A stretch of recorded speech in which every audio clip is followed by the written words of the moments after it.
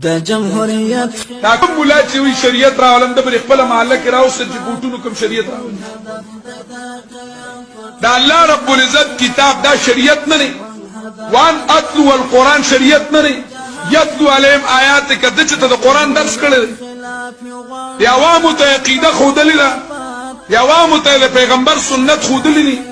قسم په الله چې دا سیاست دی چې د پیغمبر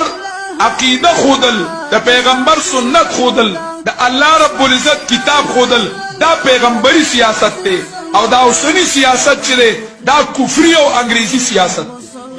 دا د پیغمبر سیاست نه دی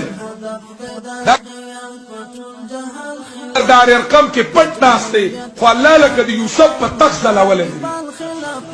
هغه ناشته خو الله زلول دی ته مهنت وکا الله رب العزت په چې کمنو دار اوسلې الله به اوسلې ته به غمشه ته په نتیجه نه پړ نتیجه چاته حواله ده الله تعالی حواله ده ته په شرعي سبب استعمالولو پړي شرعي سبب دعوت او جهاد دی دعوت باللسان دعوت بالسنان د توري جنگ نشو کولای من او نه دا ماحول من ته جوړ دی خو من د جبي جنگ کول شو د جبي جنگ کول شو د جبي جنگ ولې نه کوي صاحب اعلان وکړه د اغه اقرا تشریدا بلغ د اغه اقرا تشریدا رتل د اغه اقرا تشریدا ذکر بالقران د اغه اقرا تشریدا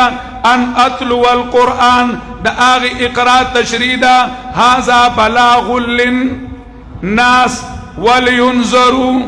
به وليعلموا انما هو اله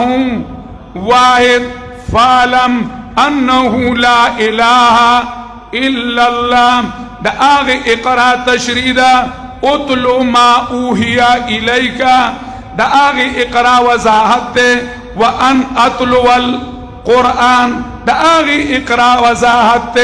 ولو انهم اقاموا التوراة والانجيل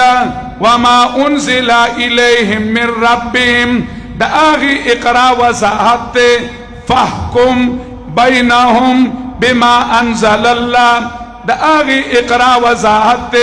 افغير الله ابتغي حكما وهو الذي انزل اليكم الكتاب مفصلا د اغه اقرا وضاحت فلا وربك لا يؤمنون حتى يحكموك فيما شجر بينهم ثم لا يجدوا في انفسهم حرجا مما قضيت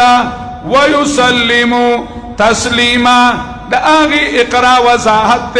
ومن لم يحكم بما انزل الله فاولئك هم الكافرون فاولئك هم الظالمون فاولئك هم الفاسقون د اغه اقرا وضاحت